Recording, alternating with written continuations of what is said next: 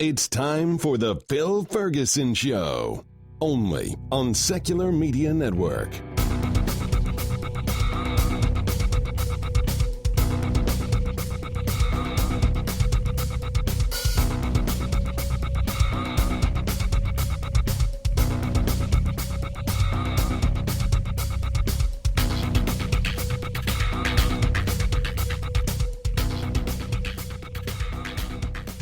All right, everybody, welcome back. This is Phil Ferguson, and I am the host of the Phil Ferguson Show. And you are listening to episode number 125. A little later on, we're going to have an interview with Jeremiah Kamara, and he has created a wonderful documentary, which we'll talk all about it, and it has to do with the relationship of religion and the black community and how that is a problem. So I think you'll like that a whole lot. What I'm going to do today for the investing skeptically topic is we're going to talk about a type of insurance product called return of premium term. And many people have heard the phrase, and I say it all the time, is for life insurance, you buy life insurance, you buy term life insurance, and you invest the rest. I don't think life insurance is an investment. I don't think it should be treated as an investment. And virtually every time you do, when you get a variable universal life, global life, whole life, or some kind of annuity, it can very quickly get so complicated that you don't actually know what you are getting and what your results are and how it compares to what you could be doing. And that is a way for the company to separate you from your money. Insurance companies also know that people like term insurance, so they create new products that still use the word term, but aren't. So they have a thing called return of premium term. So it still has the word term in it. So that's the marketing, but you get the money back. That's the return of the premium. So I'm going to walk you through that real quick. As an example, if you have a 30-year term policy, a term life insurance policy, it works like your homeowner's insurance. It works like your car insurance.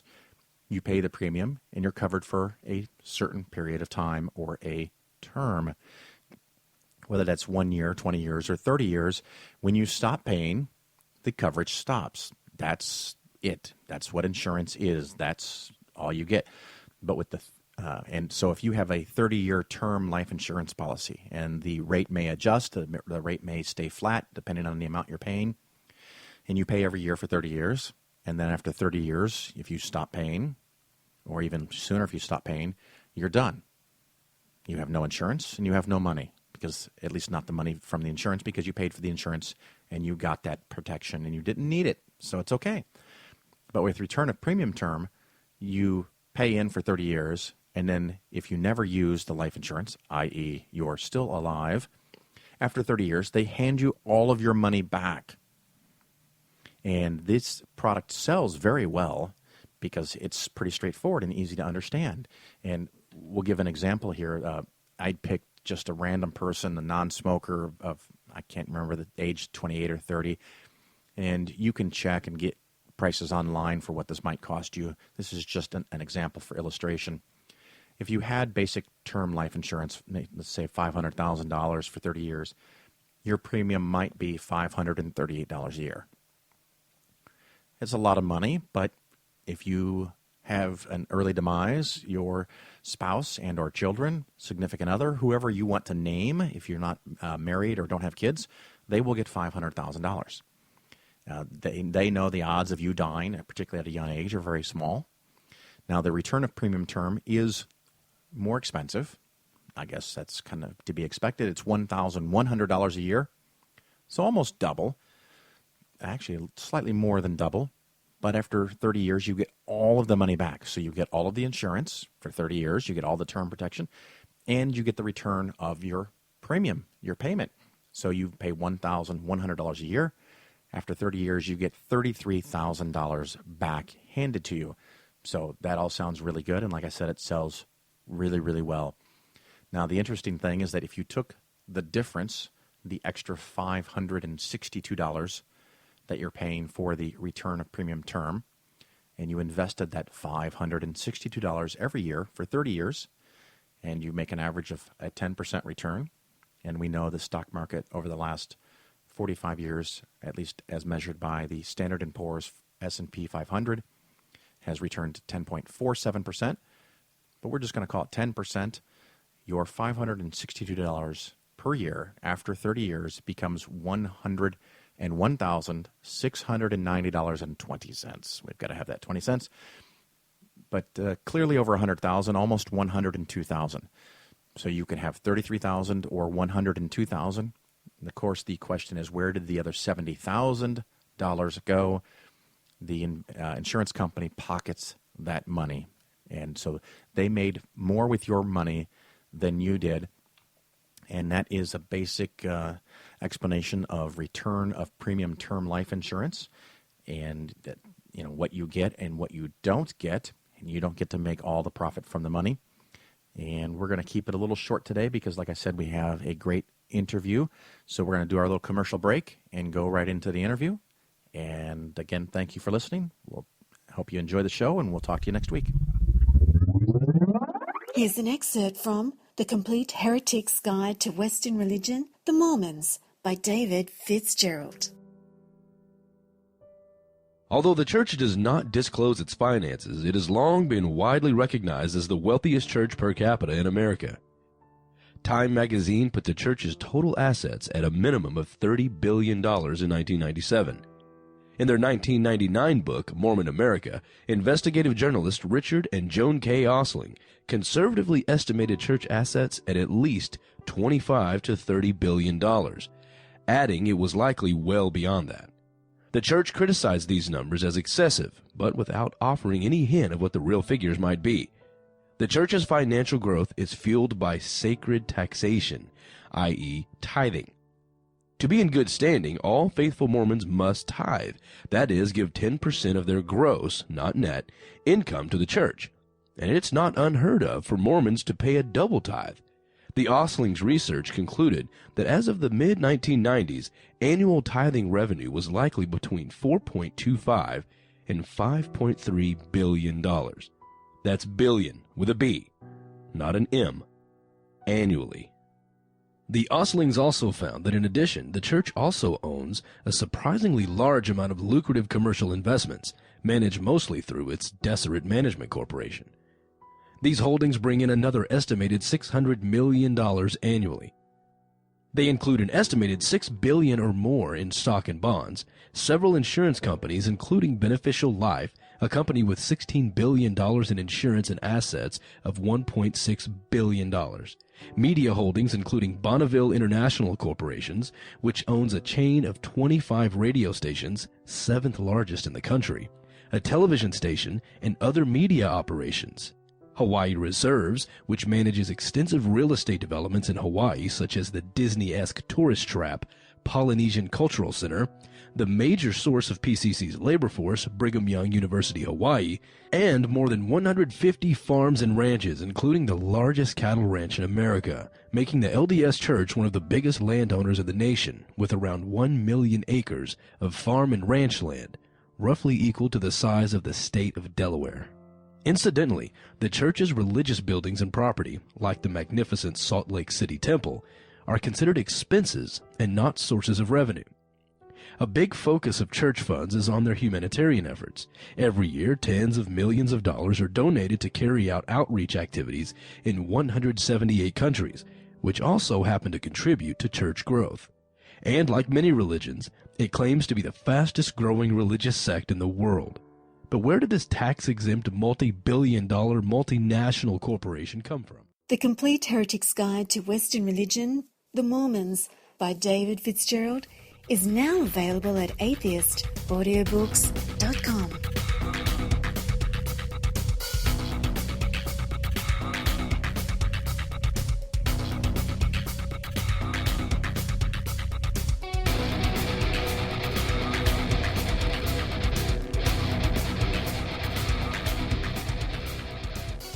All right, ladies and gentlemen, welcome back. This is, of course, your host, Phil Ferguson, and you are listening to The Phil Ferguson Show.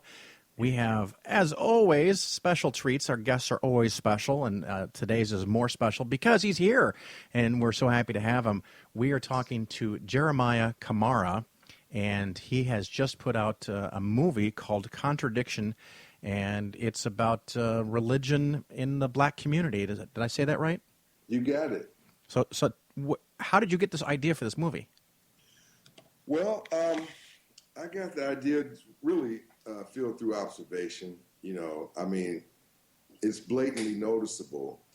Anybody riding through predominantly black neighborhoods in the country can see the abundance of black churches saturated in the communities, coexisting in the midst of poverty and powerlessness. And so my question was, why are there so many churches, yet so many problems in the black community? Isn't that a contradiction in itself? And if the presence of God dwells in these holy facilities, then why are the surrounding areas laden with so many problems?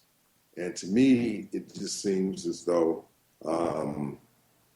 we're not really doing what the church claims that it does, and that's heal people, and that's deliver people.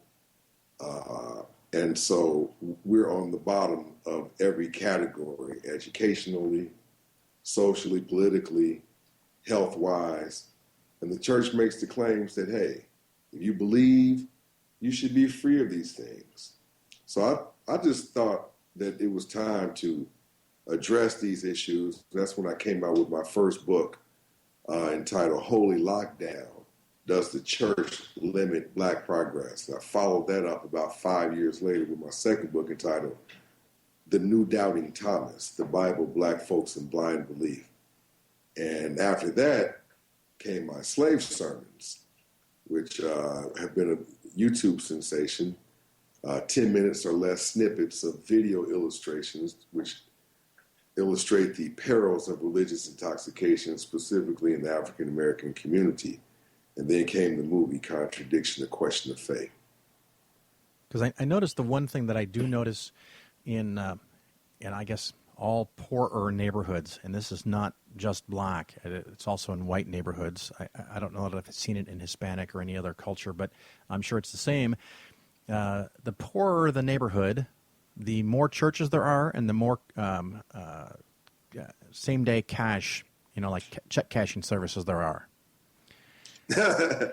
And of course, there's a lot of lottery tickets being sold. Right, and a lot of liquor being sold. A lot of liquor being sold. So, are these the things that fill the mind with hope or distraction because life sucks? Does that have anything to do with it?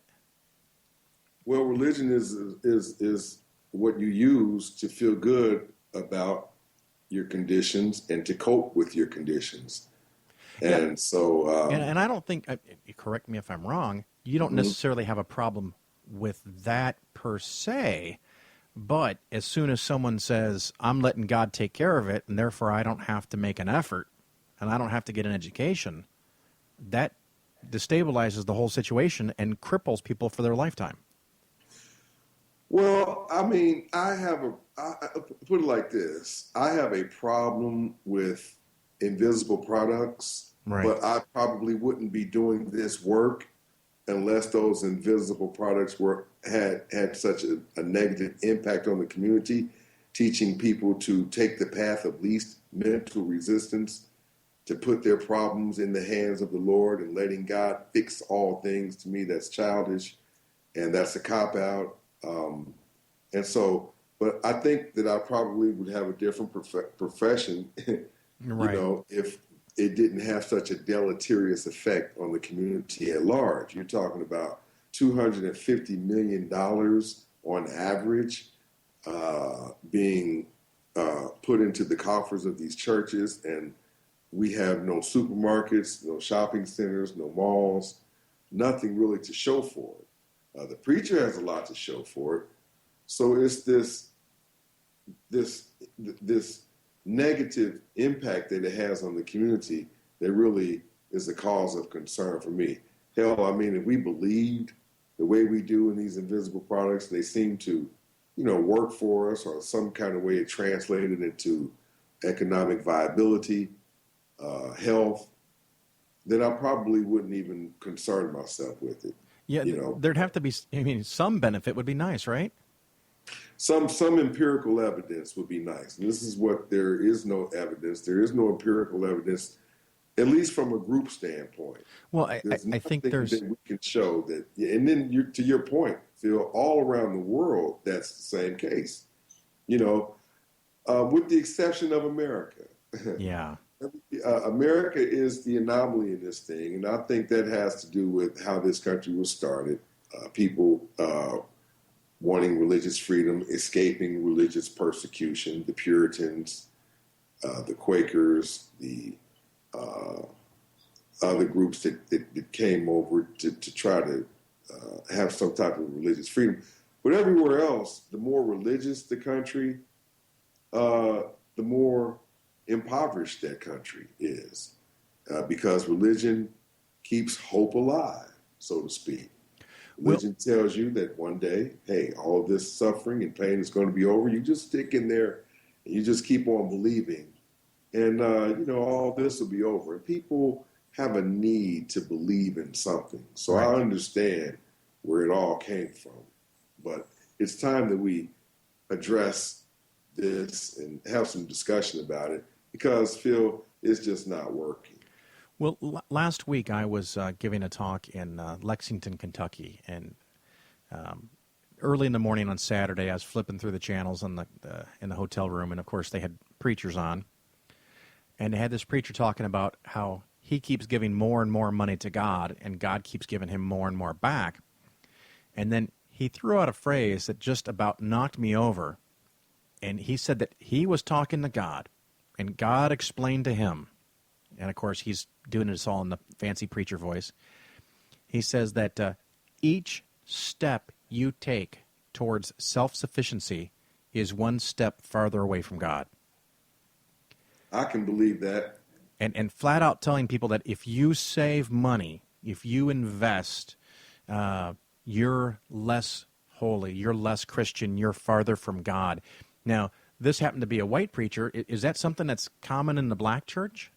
Of course it is. I mean, I think I even had a scene in a movie where there was a preacher in Washington, D.C. that said self-sufficiency will never work.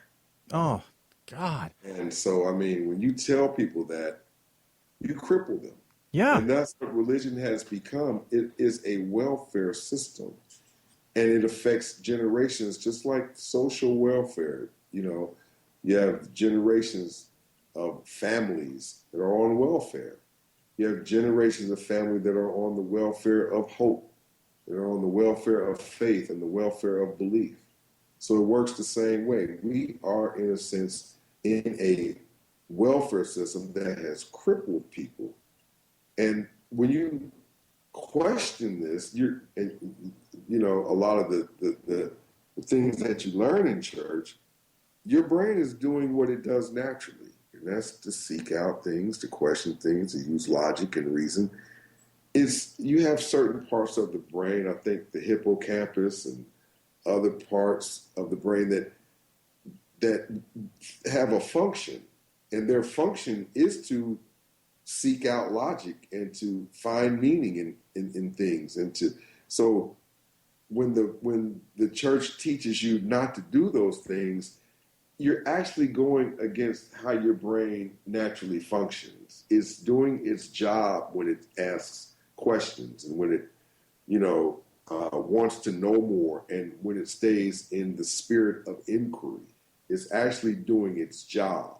So the preachers are, in a sense, telling you to ignore the job or the natural functions, of the brain. And I just find that problematic. Now, for anyone who hasn't seen the movie, it's called Contradiction, but what's the subtitle on that? The subtitle is A Question of Faith. And you can, it's about my the website is the same as my name, jeremiahkamara.com.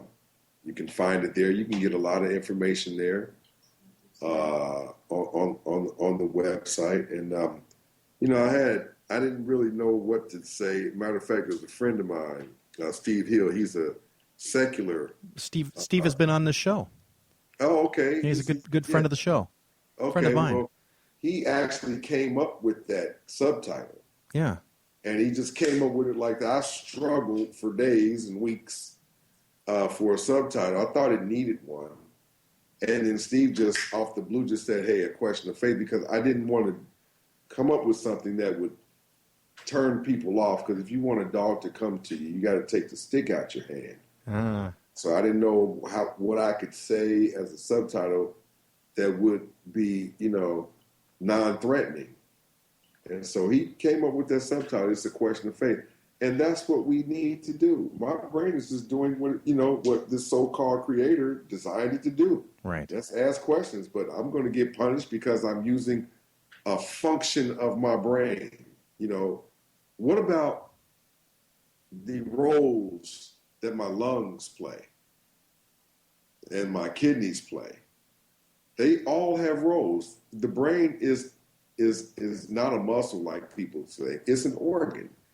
My kidneys are an organ. My lungs are organs, and they have functions. And so we don't question our lungs' dislike for smoke and things like that because they can't function at optimal level. We don't question our kidneys' negative reactions to alcohol and poison because that's what it does. But when we get information that doesn't make sense, such as a man walking on water or parting a sea with a staff, we question our brain. We tell it, hey, don't do what you're supposed to do. Don't function the way that you do, that it's supposed to function naturally. I just find that amazing. Well, I know one of the things that really struck me with the movie, it looked like you did some traveling and you took footage of really, really poor communities, poor black communities in different major cities. And you also talked to local preachers. And I was really stunned by the fact that these cities, I mean, it looks like it's been bombed. And just really, really rundown places. And then you interviewed this local preacher, and dude's dressed in a $3,000 suit. And he looks good. He looks real good. But like you said, the only person that's getting helped is him. But where's that money go? Yeah, that's a good question. In fact, since 1980, we've put $420 billion into the church since 1980. Here we are, 2015. That translates into $250 million on average a week. So now, is that all churches or is that the black community? That's the black community. Wow, that's real money. That's real money, man. That's larger than most countries. So I can understand how religion would have served a purpose in a certain time during our enslavement. I put it like this, during our chattel enslavement. Yeah. But I can't really understand why we would cling to a tradition where we can just see and look around us and see that nothing's working. Our cities are full of litter. Now, I'm not talking about all black communities. There's some nice black communities that are doing quite well. We're just generalizing. That's what you have to do with the church because, you're talking about 82% of black people are members of churches and 67 to 70% pray on a daily basis. But yet there's, over 40, close to 45% of black people live at or below the poverty line. Well, not only... My thing is, though, Phil, yeah, what you're praying for, okay, if prayer works, then we must be praying for all of these things. I would imagine. Yeah, so we must be praying for poor health. We must be praying for impoverished communities. We must be praying for our young men to drop out, be in prison. If prayer works, then this is what we're praying for. Maybe we're praying for this. See, it doesn't make sense if you say prayer works. Then if prayer worked, no one in their right mind praise for powerlessness, praise for poor health. But this is what we're getting. So this is what we must be praying for. So it's something, Phil, that, I just don't see a lot of people addressing. I think we're running from this problem because I think, for instance, my dog, man, I've got a West Highland Terrier. He's mean as hell, right? You put him in the cage, he's going to cuss you out, right? Uh-huh. He's been doing that since we had him. Right. He's to the point now where he thinks this is what he's supposed to do. Like, it's normal to, like, protest being put in your cage at night. It's the same way with the church.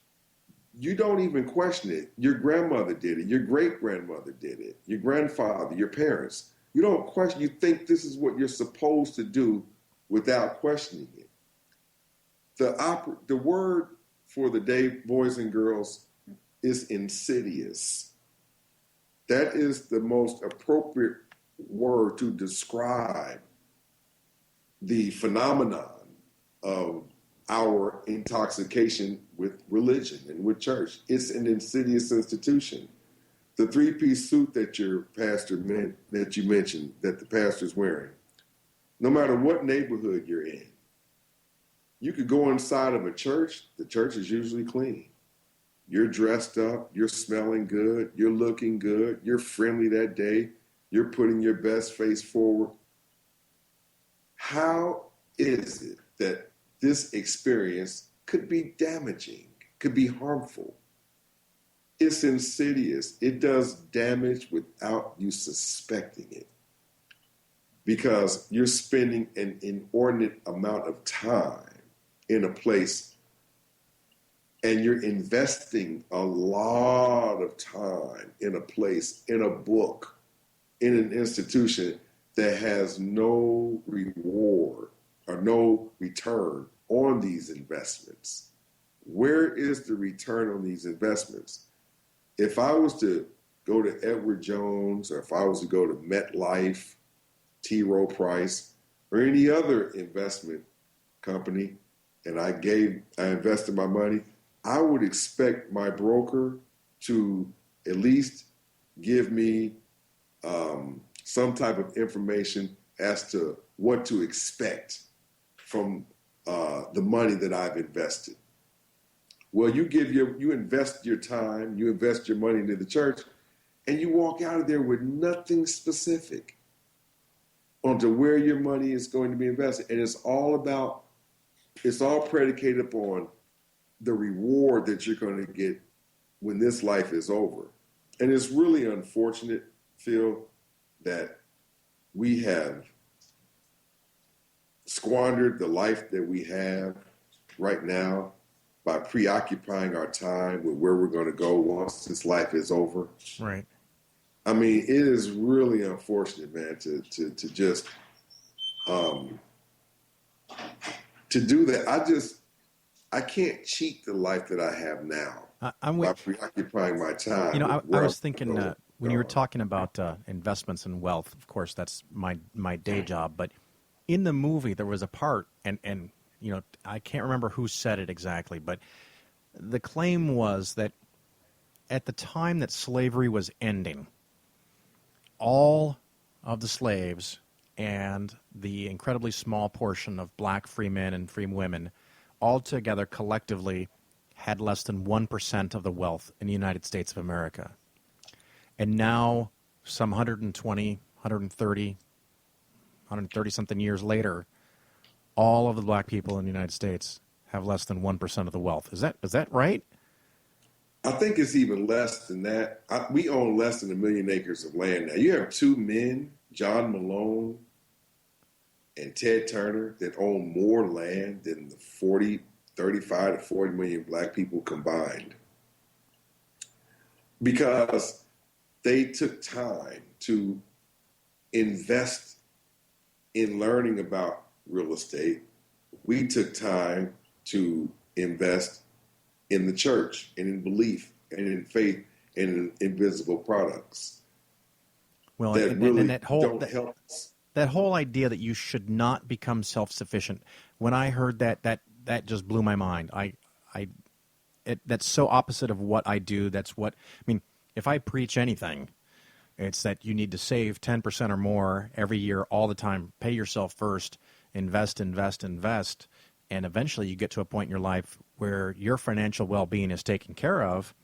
And instead, we have someone else in the church telling large amounts of Americans, don't do that. Don't save money. Everything you can, and even some money you can't afford to give away, give it to the church because you're going to get tenfold back. But like you said, it just doesn't happen. It never came. And it never will. I mean, you think about that for a second, and you look at all of the great books out here, you know, the economic books, Creature from Jekyll Island, you know, Rich Dad, Poor Dad, or whatever, right. Think and Grow Rich, you know, that talk about paying yourself first. Right. There are preachers that say, hey, if you pay yourself first, you're giving God the leftovers. Oh, and you have to give God the first fruits of your labor. That is anti-wealth. Right. Now, you know, if there's no wonder why we are experiencing such impoverishment.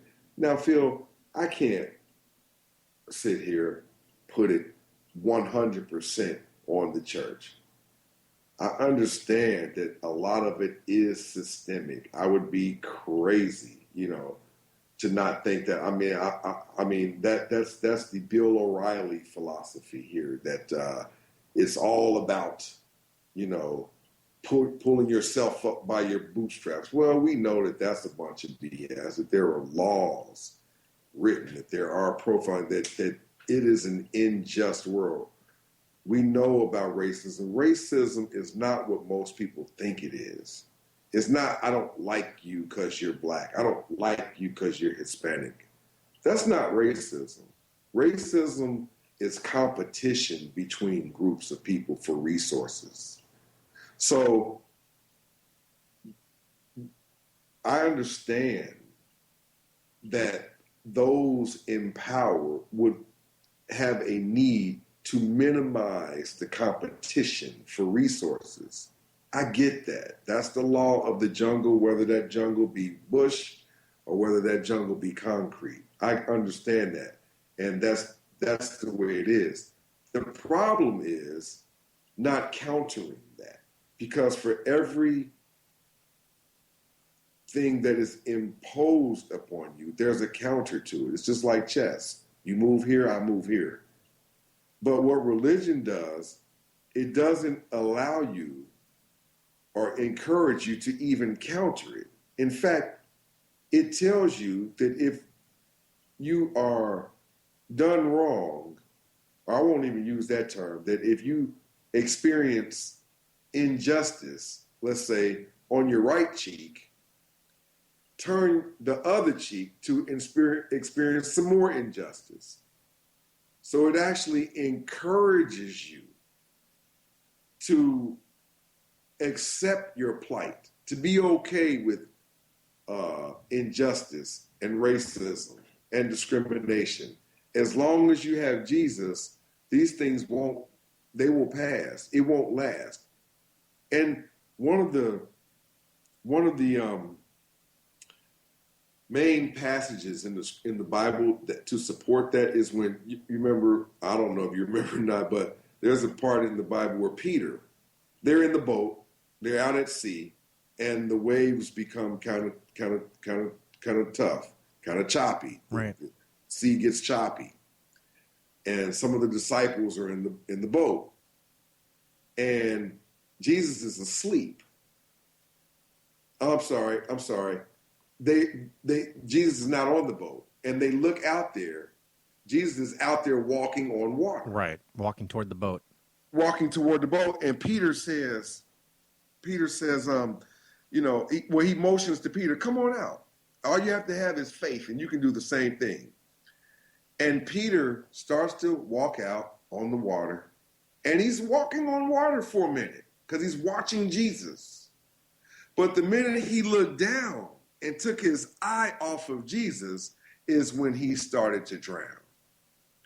And this is what the pastors use to support this idea that if we just keep our eye on God, just don't take your eye off of him, we can accomplish anything. But the moment we take our eyes off of God and focus on ourselves and paying ourselves 10% and being self-sufficient, that's when we'll drown. I mean, this is terrible teaching. Well, they're leading people to slaughter. That only works in fairy tales. Hi, this is Phil Ferguson with Polaris Financial Planning, the home of science-based investing. Over the years, Polaris has sponsored many secular events, things like Apostacon, Skepticon, Foundation Beyond Belief, and American Atheist Conventions. And of course, Polaris was the only corporate sponsor for the Reason Rally. And I am proud to now announce that we are a major sponsor and part owner of Dogma Debate and Atheist Audiobooks. Once a month, you will hear me on Dogma Debate, shining the light of skepticism on the investment industry. And if you have any questions about investments or an old 401k that you need to roll over, please contact me at polarisfinancialplanning.com. Remember, 10% of Polaris's gross revenue goes to promoting a secular worldview. So you're not just getting better investments, you're changing the world. Polaris Financial Planning, it's where reasonable people choose to invest. You're listening to The Phil Ferguson Show on Secular Media Network. Founded in 2006 for the purpose of realizing one man's vision, the Richard Dawkins Foundation works to remove the corrosive influence of religion in education and in the public square, while also working to eliminate the stigma that surrounds atheism, secularism, and non-belief. People should be free to express their non-belief without risking their jobs, businesses, relationships, and community standing, because continuing to allow attacks on science, climate change, medical advancements, and sex education has real-world consequences for billions of human beings beyond the discomfort of a few. Freedom for scientists, health and climate researchers, and ordinary human beings to work in understanding our universe and subscribing to an evidence-based world without the interference of religion is paramount if we are going to have a healthy future or else succumb to the darkness of ignorance and despair. The Richard Dawkins Foundation is committed to changing our culture, and you can help by joining, donating to, or volunteering for the Richard Dawkins Foundation at richarddawkins.net/donate, or you can sign up for their newsletter at richarddawkins.net/subscribe. Reason, Science, Progress. The Richard Dawkins Foundation at richarddawkins.net. Get your science on with Cara Santamaria every Wednesday at 6 Central on Dogma Debate. Only on Secular Media Network. Say that I need to be saved. Say with me, the devil got his way. I want to know how when you are praying, when you are doomsdaying, how you think you know that someone is You were talking about this is what the preacher is telling, and one of the sections in the movie that I thought was just amazing was a comprehensive breakdown of all the parts involved in the Sunday sermon. Mm-hmm, the 6 preacher techniques. Yeah, right. Is it? I was thinking it was 7, but 6, okay. Right. Do you happen to remember what those are? How did I know you were going to ask me that? I think I do. You got the storm chaser, Okay. and that's when they want to present all the bad stuff that happens in your life. You know, you get this and that, so they can represent the sunshine at the end of the sermon. They can come to your rescue. That's why you had one person's, in one of the slave sermon videos I did, how many of you ever had a bill that was late? I mean, come on, man. We all have experienced that. The other one you had, and I'm not necessarily going in order, but you had the terrorist. The terrorist is the one who just scares the hell out of you, will threaten you to eternal damnation if you don't believe. Then you have the hope dealer. The hope dealer every week offers you hope. Your blessings are on the way. Your blessings are coming. All you got to do is, again, keep your eye on Jesus or on God. Then you have your assigner. Your assigner is the one who basically gives you assignments in church to, I guess, keep the people awake, keep the people on their toes, turn to your neighbor. Yes, shake your neighbor's hand, share the peace.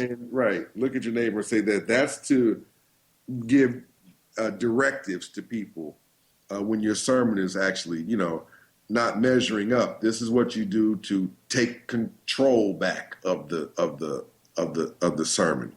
Okay.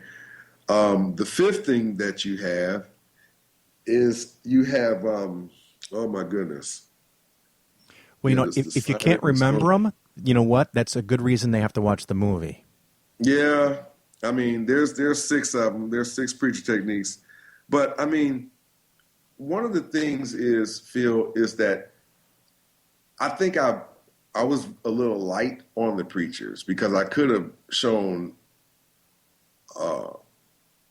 illustrated how those preachers kind of do the same, incorporate all 6 techniques. Right. Every Sunday. These are not things that just happen, once a week or, maybe I'll imply this technique. No, they have to incorporate all of those things because repetition is the anchor of the church, and they don't want to really deviate too far from unfamiliar territory.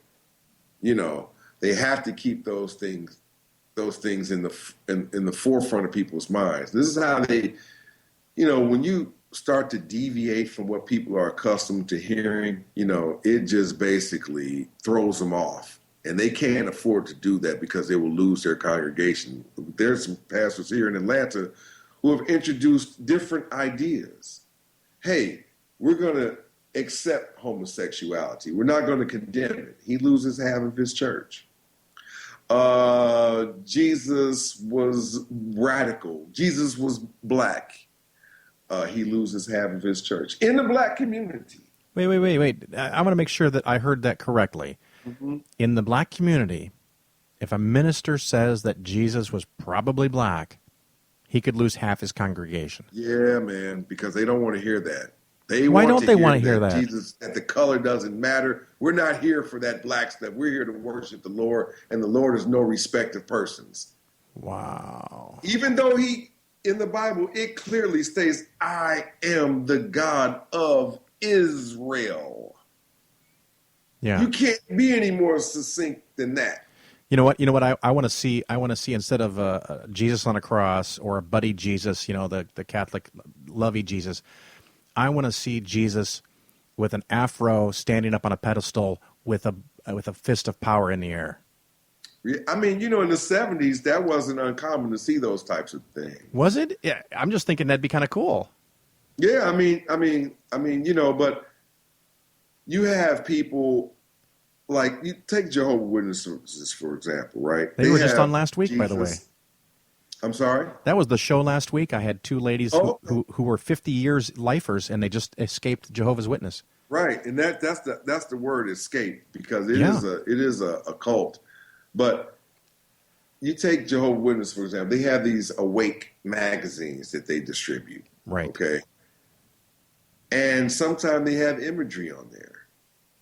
And they're always Caucasian Jesuses, Caucasian Moseses, Caucasian Joshuas, and stuff like that, but especially Jesus, right? Right. So when you come to my house in a black neighborhood, just like the missionaries, the John Smith people, you come to my house and you present these images to me in a black neighborhood. And I'm looking at them, and I just mentioned them. And the first thing that you do is say, well, his color doesn't matter. Well, if the color doesn't matter to me, and it does psychologically, if it doesn't matter, why don't you rotate? Maybe one day he's Latino. Because it does matter. Right. One day he's Asian. Of course it matters, because when you present an image of a Caucasian Jesus and says he's the Son of God to a young black child, what you're doing is you're conditioning that child to have a need to be accepted by that particular race. You're crippling them psychologically. You're telling them that they are subordinate. You're doing so many things to that mindset, but because you are so drunk and intoxicated with religion, you say, well, that doesn't matter because, we don't focus on that. That's a lot of things. That's brainwashing, that's Stockholm syndrome. It's just, the brainwashing is so deep, Phil, in the Black community. You have stained glass windows, especially when you go deeper into the South, places like Mississippi and Alabama. Most of those churches are going to have white Jesus stained into their glass. Most of them. In the Black churches? Of course, man. Especially when you talk about Alabama, Mississippi, North and South Carolina. I was born in Alabama, by the way. Okay. Well, hey, man. I got out. You got a feel for that. You go South Georgia, anything really, well, I would say North and South Georgia, Tennessee, Atlanta, maybe not as much, but you still have a lot. I've seen a lot of churches that do have that in Atlanta. So, that just really is an indication of how deep the brainwashing. So Jeremiah, we agree there's some problems here, some serious, deep problems. What do we do? How do we fix it? Well, Phil, if I had that answer, I probably would own my own island. Now, do you think this movie, I do, is good for everyone to watch? Well, I'm glad you asked that question, Phil, because that was my concern. The movie was created for everyone because what you see in this movie and the behaviors and the patterns of thinking are not exclusive to Black people. You're right. They're not. It's just perhaps a greater percentage of Blacks involved in that. But the last thing I wanted to happen was that non-Blacks look at the movie and see it as a Black thing or as a anti-religious movie or Black movie about anti-religion.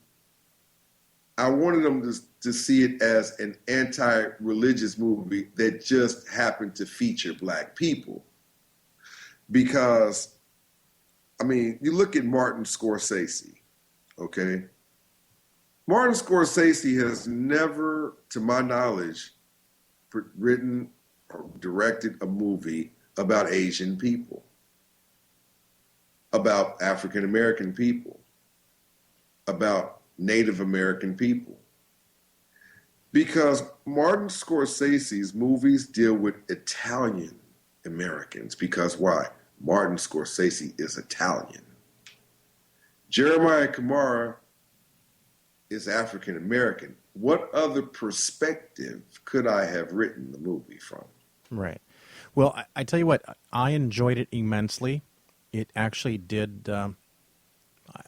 It moved me. It struck me emotionally, which, it's full of information and facts. But when I got done with it, as you know, I reached out and I said, you have to be on my show. I don't know. I want to do more, but this is what I can start with by having you on the show so more people can hear your voice, can hear you talk, and they can learn to go get the movie Contradiction. And tell me again the books and the YouTube videos so people can listen to this, and as soon as they hear this information, they can go find more about you. Where do they do that? Right. JeremiahCamara.com. And you can find the books there: Holy Lockdown, Does the Church Limit Black Progress, The New Doubting Thomas, The Bible, Black Folks in Blind Belief, and my slave sermons, which doesn't feature African American preachers exclusively. You've got Jesse Duplantis. You've got Kenneth Hagins. You've got several. You got Joyce Myers. So it just, I guess, features African American, the perils of religious intoxication as it relates to the African American community more so, but it's not exclusive to that. So you can go there and see that those little 10 minutes or less snippets are entitled slave sermons, and they're very popular. In fact, that's what led to the book. Right. I'm sorry, led to the movie.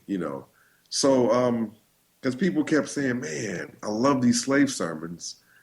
Man, you ought to do a movie." I was never considering a movie. I really wasn't until I started getting that feedback from people on YouTube that watched the slave sermons and said, "Hey, man, you need to do a movie. You need to make these longer." And as I started to really take that into consideration, it led to the movie. But it's at JeremiahKamara.com. Phil, you talked about some of the things we can do. What is the solution? There isn't a solution. There are many solutions. I cannot superimpose one solution in everyone to a one size fit all for everyone. But the first thing that we have to do is shake the fear, man, because fear is the grease that keeps the wheels of religion turning. We think that once we question these things, that all type of slippery slope things are going to happen. My dog's going to run away. I'm going to get struck by lightning. I'm going to get divorced. My children are going to go wayward. I'm going to,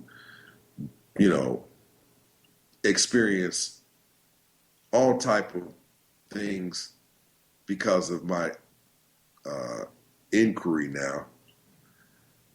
And what you got to do is understand that just doesn't happen. Right. We think that the drop is 10 stories high and it's about 2 inches. It's very painless and it's very liberating. Once you get this anxiety monkey off your back. I mean, imagine walking around all day wondering what Jesus would do. That's a hell of a lot of anxiety to have to deal with. Once you deal with that and accept the fact, because there are 5 stages to sanity. When someone introduces you to a new way of thinking, which is really what my goal was, Phil, not to convert people, but just offer them a different perspective. The first thing is they're going to be in denial. That's not true. There is a God, blah, blah, blah. There is a Jesus, blah, blah, blah. Second thing, they're going to get angry. How dare you question my belief system, whatever. The third thing that they're going to do is some of that is going to penetrate them, and then they're going to start to bargain.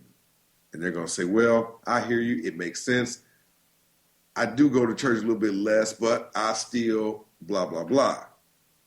The fourth thing that they're going to do is they're probably going to get a little depressed knowing that they've spent their entire life investing in an invisible product. They spent their entire life engaged in something that wasn't real, something that was mythological. That's very hurtful and embarrassing to think that, damn, I've invested, I've fallen out in church. I've acted like this. I have, the ushers had to hold me and all this kind of stuff. The fifth thing and the final thing is acceptance. Acceptance is a beautiful thing. And when you can get to that acceptance, to accept the fact that we've been brainwashed and bamboozled and hoodwinked, that this was all a game, and accept the fact that, damn, if this had the power to liberate me as an enslaved person, brought over to the shores of North America from Africa, if the Bible and what my master told me had the power to liberate me, why would they tell me that in the first place? It was designed for you to accept your position as a slave, to accept your subordinate nature, to accept that this is your plot, that this is what God has designed for you. This is what he ordained, that you are the cursed son of Ham. I was just going to say the cursed son of Ham, and it goes back to one of the things that just drives me crazy. Know your place and stay in it. Right. That's what religion teaches you. Don't question it. Don't question this. Know your place. In other words, if you watch the movie Roots, there was a lady who was born to Baal and Kunta. Yeah. And they named her Kizzy. Well, Baal, Kunta's wife, asked him, why did you name her Kizzy? And Kizzy means to stay put. So that's what religion does. Stay put. Yeah. Stay right there in that mental plantation. Don't question it. I just need you to stay put. Don't rock the boat. One other thing I do want to mention before we wrap up is that your film, and I think you are going to be at Gateway to Reason. In St. Louis, yes. In St. Louis. That's at the very end of July 31st into August. 3-day weekend, big old conference, and your movie is going to be shown to the crowd there. Yeah, it's going to be shown to the crowd. We're excited about it. St. Louis, has challenges this year, Yeah. And we've come to expect prayer and protest. That's really your only cards that you can play. Because what has happened in the black community field is that we have prayed ourselves into societal obsolescence and economic irrelevance. And so now, I don't know if you watch football, but there's something called a Hail Mary play. Right. So now we are down 35-6 with 4 minutes left in the game. And so every time we get the ball, we need to throw it in the end zone. We are in a desperate state. It's a Hail Mary state. That's because those who live by depending on the supernatural will ultimately perish from depending on the supernatural. Faith is not knowledge. Belief is not knowledge. And what does the Bible say? Since we are such advocates of the Bible, it says that my people are lost for lack of knowledge. It didn't say that my people are lost for lack of faith, or my people are lost for lack of belief. My people are lost for a lack of knowledge. Well, how can you obtain knowledge? By staying in a book that's replete with mythology, by staying in one book for your entire life. Where's the growth in that? You're so right, and I mean, let's just wrap it up on that. So much to think about. Hopefully, some of the listeners get value out of this. I know I did, and I got it out of the movie, so I recommend it highly. Once again, everybody, that's Jeremiah Kamara. Just go to jeremiahkamara.com. Look for his books, look for his movie, look for his videos. Learn everything you can about this man, and if you're going to be in St. Louis, make sure you're there for the movie. And I look forward to meeting you in person, and it's been my honor to have you on the Phil Ferguson Show, and I thank you for your time. Phil, thanks so much, man, for giving me this opportunity to come on your show and talk, man. I really appreciate it. I look forward to meeting you as well. Great. Thanks a lot. Thank you, man.